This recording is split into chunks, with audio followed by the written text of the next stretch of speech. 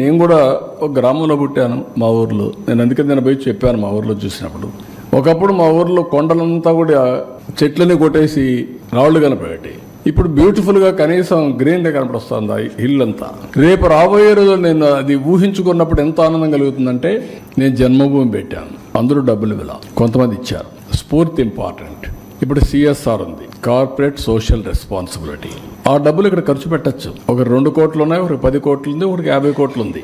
ఆ డబ్బులు తీసుకొని మేమిచ్చే స్కీమ్స్ అన్ని కూడా తీసుకొని వాళ్ళది వైబిలిటీ గ్యాప్ ఫండింగ్ కింద ఖర్చు పెట్టి వీళ్ళని పైకి తీసుకురావడం. ఎగ్జాంపుల్, ఒక ఇల్లు ఉంది, 5 మంది ఉన్నారు, ఇంటర్మీడియట్ చదువుతున్నాడు, వాడు 4 ఏళ్ళు చదివిస్తే BE అవుతుంది. స్కిల్ డెవలప్మెంట్ చేసి మోటివేట్ చేస్తే యూ విల్ గెట్ ఎంప్లాయ్మెంట్. వాడికి కానీ తెలివితేటలు వస్తే కుటుంబాన్ని ఆదుకునే పరిస్థితికి వస్తుంది.